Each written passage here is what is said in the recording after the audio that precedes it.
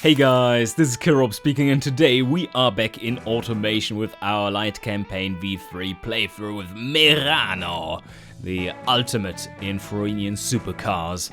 So we are continuing our journey, 1965, and we made it through the massive depression we had, like this one too, and now it's looking up and up, as well as we dug ourselves out of $260 million of debt. And right now, it's looking rather well. The Dalius is coming online pretty soon. And we need to make a follow-up version to the Verdini. Not a facelift, mind you, but a proper new car. And so far, this one is selling really well. And yeah, it looks like we need to find a worthy successor, which will be hard to produce, because look at these numbers. Still, I mean, this is a 1955 design, and in 1965 it still has, in its first facelift, insane difficulty. It still has 172 points of competitiveness on the coupe version, just 151 in the convertible. Still good enough. And yeah, the Dalius is currently engineering, and I, in the last episode, at the end of the last episode, designed an engine. One that is supposed to go into the Verdini, and it is our first V12. Let's have another look. This one will take quite a while to engineer unless we hammer down the reliability. I mean, it won't be much reliable even if we don't do that. But 146 months worth of engineering time. Yeah, maybe not. I think we need to get this one out a lot quicker. This is still way too much. This is still way too much. I think we might not be able to get this one out for the first version, but yeah, maybe we can put it in as a facelifted one. Because if we pull down these sliders and leave the funding where it is, put the pressure up a little bit, like towards 80, yeah, 62 months. So basically normal engineering time if you sacrifice everything. Does that sound good? Not really. 24! That's a reliability rating of 24. Oh, that's garbage. But, and this will make sure that it actually becomes usable rather soon, and then we can facelift it and put it into an early facelift of the next proper car we are going to engineer. And that one needs to come up pretty soon. So, let's just... Oh, wait a second. No engine factory selected. Agree. Yes, I think we agree to that. And just start engineering it. Because we're not going to use it in this version. We're going to make a new facelift of the... of our V8. And that should be good enough for the first version of the car we're going to make. And then we put the absolute new killer engine into it. But before I sign this one off, I want to check if this one actually fits the new car. That would be another oh fuck moment if it doesn't. Now, it is 1965, and that means we should have new cars available. So I think what we need to do is to check out what we can design. The Verdini. The Verdini successor will be amazing. So, that new model. Let's sell it in all the countries. Arana, can't really afford it. And that one should be pretty much perfect. Yeah, that car will be just about right for what we plan. Excellent. Okay, yeah, let's go with the coupe version. 2 doors. Panel material, let's go fiberglass. And we are monococking it out. And steel chassis, yeah. So kind of mass production. So this is our sports car, which has supercar ambitions on the high-end version. And now that we are in a medium factory, I will actually be able to make a dedicated supercar version.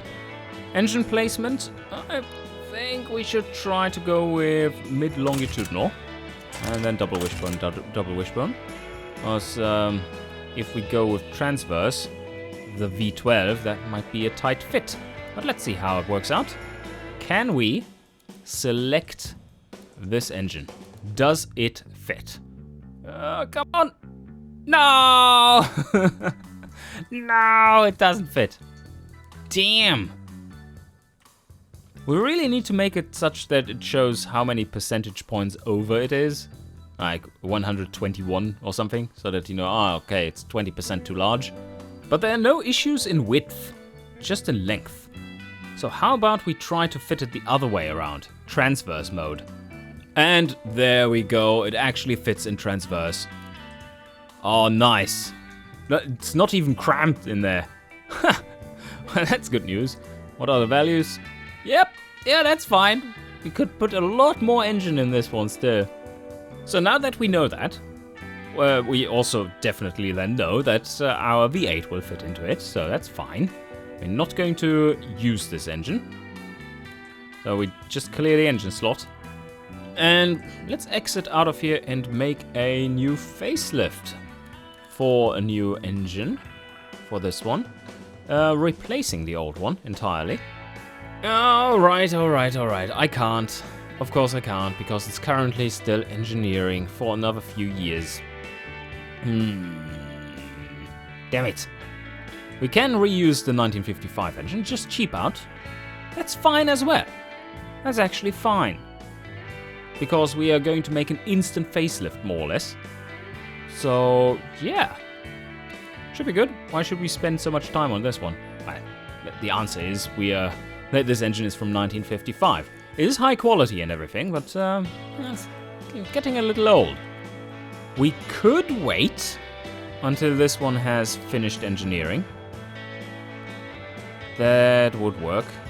And what I should have done is to not align the engine project with the car project, so that it gets finished earlier, and thus we can use this earlier as well and make new facelifts. There's an oversight on my end.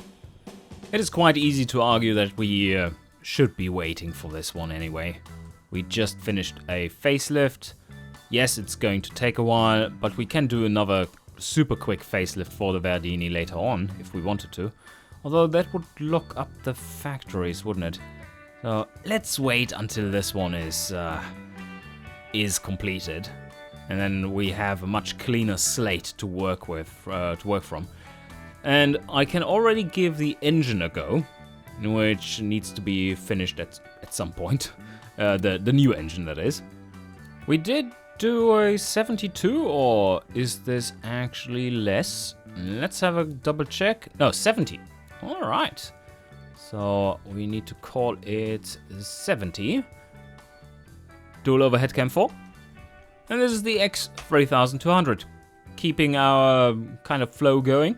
We did the same thing for the V8 before.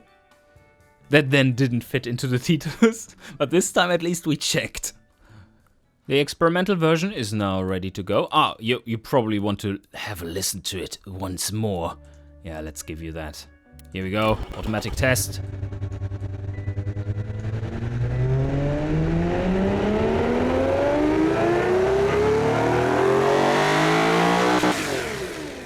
Holy shit, yes. We're not going to select any factory. This is a concept engine after all, and we don't care about any of these parameters, only about the engineering time. 62 months, it's fine. Costs us only 11 million to make this prototype. And we are ready to go to the sign-off. Warning, no factory selected. Agree. Yeah. And that one is being signed off. And then we have the luxury to just wait a few months for making the new model. We're continuing to dig ourselves out of this hole. Wow, yeah, looking good. And now we should be done. There. Perfect. Stop you right there. Okay, 62 million in the in the ditch, but that's perfectly fine. This project is now done. It's switched over to no longer in engineering. It's now in production. So we can now upgrade the engines. But first, I need to confirm all these choices. Monocoque. Yeah, that's all fine. We were going for mid-transverse and double wishbone. We're going to create a new variant in an existing engine project. And again, we can push it a bit. How about free quality in the head? We're switching over to regular fuel.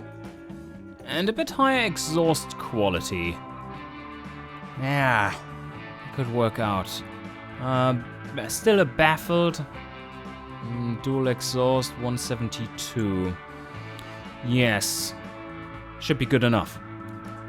143 horsepower now. That's 6.2. Yep, still decent enough. Oh well, in 1965, pretty impressive. And while this one is, well, this body compared to the fastback is just a little bit inferior because of the drag, I'm almost tempted to give you this one because it's so much nicer to design with. Nowadays, of course, something that we changed, you can place fixtures on the glass. So you could have some ventilation and stuff going on there, but this is just a really boring back of the car. So yes, let's go with the non-optimal body, but a more optimal design. I want to see some real fancy shit going on here. Like nice arrangements of the ventilation for our rear engine. And let me morph this a bit. Do we want to have a steep back like this? Or just a little bit like that, maybe? It almost makes it look like fins for stabilization, high-speed stabilization. And I make this a little higher in the rear. Yeah, this does look pretty fast. It's a rear engine, so let's make the cabin a little larger and more to the front once again. And what do we have here? 5 gears nowadays. That sounds fancy. And still an open diff. Radial tires, sports compound. How large are we going to go? Can I make this 240s? Yes. 17-inch? Yes, please. How wide can we go then? 195s in the rear? 205s? 205 is massive. Front will be pretty light, so how about 165s to start out with? And move them out a bit. Not too much. This will be... No, this is a little too much there. The rear is looking aggressive. That's for sure. Let's morph them just a bit more. Come on. Come on! Morph it. That's a bit more control there. That's too much. There we go. That's better. What are the tire costs? Oh, combined costs are only 640. It's nothing. Solid discs all around. 1 piston only. Sports interior. And we are going for... I mean, the luxury radio doesn't cost that much extra. We do have some familiarity with it already. So could go for that one. On the other hand, we are going to make a fancier version of it as well, of this car. And in order to differentiate them more, how about we go with the premium, the dirt cheap option. Still no power steering.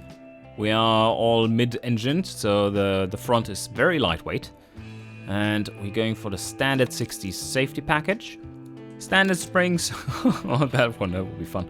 Gas monotubes. And we're getting decent-ish scores to start with. 8.8 seconds from 0 to 100. Oh, this is a lot heavier. Why is this so heavy? 4 gears is enough, it seems. Yeah, it's just no need for the 5 gear. But we don't have enough engine power to really push this one through. 140 horsepower is not that scary in a car that... Oh, wait a second. No, it's just 2 seats. Oh man. Okay, that's a fat bastard car. Need to make it lighter. Oh, wait a second. Okay. Might have selected something that is a hidden convertible. Yeah. Yeah, it looks like it. So, this one is the coupe, and this one is the targa top. Okay. Okay, well, that is why it was so heavy. Let's see if that actually holds true in the markets, if they see it accurately. Yeah, desired body type. That's a hard top. Cool. Good to know. Now the only thing left is to check the steering behavior. That is not optimized, but we are in the ballpark. There's always the flow that I'm going with, that like get it in the ballpark with the tire sizes. My first guess was pretty spot on. And now we just fine tune. Yeah, there's more to salvage here.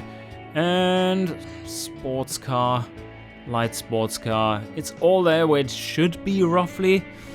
A little disappointing with the scores. But then again, this is the first version of it. And it doesn't have the V12. Yeah, that would be quite a change. There we flipped it over and just look at the massive score difference. Between these 158 and then 2 steps down, 171. This setup, on the other hand, should be more compatible to a wider audience, because it has slightly higher comfort. We're at almost 14, wow. Almost at 170. 46 sportiness, still very high drivability, decent comfort. I think that's where we are going. High-speed steering is okay. We are on the understeery side. Wheel spin is very well controlled. That will change with the V12 and 100 extra horsepower. Okay, I found a name. I also found a name. It is the Artemis. And that should be fine. It's not that fancy, so it only gets one S. It's not the super sport. It's just a sporty coupe. So with that engine, it is a little dated now. And now, I think we're just going to make our convertible option once again. And if possible, 4 seats. Let's see if that works. Should be... yeah, that should be possible. But I would like to put the other engine into it. Like the more luxurious one. And while we are at it, with so little power... well, so little power. More than enough, really. But with so little power comparatively, compared to our other engine, that is in development right now. I think we can up the cam profile slightly for this version. Let's see, if we go to 65, we can also rev it a lot higher. Rev it to 7.5, 154 horsepower. Yeah, it sounds more impressive. Impressive words. There. All right, 155. Peak torque at 5,000. Peak power at 6.7. Revs to 7.5. Yeah, that's a good update. That update gave us another 6.3 points in sport. Oh yeah. Yeah, really. Really nice. Another 1.1 in sportiness. A little bit more in drivability too. Overall, it still is a slower car. So this is actually a downgrade for some people. Why did it not save the name? It's the Artemis. Come on. Now for the hard top convertible. Yes, okay. We get 200, more than 200 kilos of extra weight expected, but it's quite punishing. Our target audience is the convertible sport segment. Put the luxury version into it, make it even heavier. 320 in the front and 300 in the rear. That's some big discs. The tuning, spot on. Maximum sportiness, 37.7. That's very good for a convertible. And we might want to reconsider the damper choice. Let's hold the car and see what happens. So the balance, no, they don't like it. They don't like losing all that sportiness, even though they gain comfort. And the That is not surprising, seeing that they only value comfort by 8.1%, while they value sportiness with 23.7%. Looking good! It is targeted well towards its segment. And you're probably already shouting like, "Get up! Why don't you export this car already?" Well, I think we're going to skip this version and make the true milestone version the first facelift, with the supercar model being added, which uses the V12. I think that could be really cool. You're going to have to set up the medium car factory. Automation level 45, tooling quality 40, that's still pretty garbage, but I mean, look at these tooling costs. 54 fucking million. Yeah, can't afford that much more. 79 months. That is with all that familiarity you see here. 64 months worth of engineering time. I think that should be okay. It gives us plenty of time for the proper engine to finish. And yeah, I'm not too worried about that. Maybe you should then completely replace the V8 version, put the V12 into the medium factory, and have a smaller capacity version of it for the lower end cars. Although why artificially make them slower, right? But maybe they are too lightweight. That could very well be that we have way too much wheel spin with the lower end cars that don't have as fancy interior and stuff. We shall see. Engine projects. The S2200 won't be used anywhere because this is in the old car. So we activate this one and delete it. Yes, agree. So that one goes away. The other one we don't want to affect. On the other hand, that shouldn't matter because the factory is already tooled for it, and the next time around we are going to upgrade the Dalius. We are going to choose this new version of the engine. So we can also get rid of this one if we want to. A fresh facelift. Beautiful. No, we don't want to change this one. That is the one which is for our GT car. That one should remain. It's doing well. We want to use the big factory.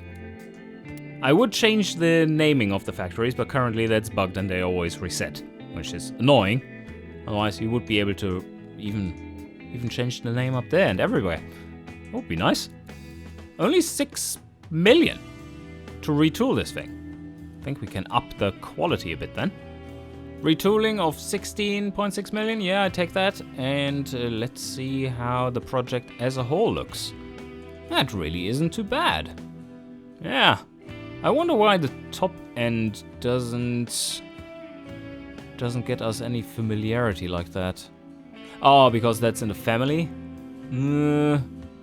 Not quite. I mean, this is some tricky calculations going on there for what is considered family and whatnot, so yeah, that's something we need to make a bit clearer as well. For our own benefit, really. Let's optimize the process and the tooling further. We have plenty of time. And 28 months worth of engineering time. That's not too much. Okay, let's accept that. And now we can take a look. Oh yeah, that will take a while for them to pay off. Let's reduce the shift count. The project as a whole should be profitable. Some good numbers here. But the engine is holding us back to some extent. The updated scores though are solid. 188 now for the non-convertible and 145 for the convertible. The Artemis is ready. And I think we can sign this one off, but like I said, you're not going to get this car version, but rather the first facelift with a proper engine. And, but before we go, let's just check how quick this one is around the track. I think it will be not nearly as fast as the Verdini was. Let's have a go with that. Yep, okay. It still has a little bite to it. Oh, 230. It is a little faster. It has slower acceleration, but it is faster. Higher tech. Yeah. Some more power. Some more high speed in that sense. Oh, no, it doesn't have more high speed. It's just better. Yeah, higher tech, better suspension, better tires. That makes the difference. Anyway, let's have a quick look here. So the project costs overall are 263 million. Engineering, factory retooling. Ouch. No, this is tooling. This is rebuilding. Why does it cost so much to rebuild the factory? It's not that old. Anyway, we are signing it off. Should we align these? Probably not. So let's sign this one off first. Okay. The engines need to be signed off first, so let's sign off the engine first. Agree, yes. And then we sign this one off. Agree. Perfect. It will come out at the end of 1970. Yeah, and then it will take a while, like probably till 1973 or something, till our V12 version is out. That is a long wait, but it will be worth it. And in the meantime, the Verdini will do quite a lot to offset any pain waiting. I hope you enjoyed, and see you guys next time.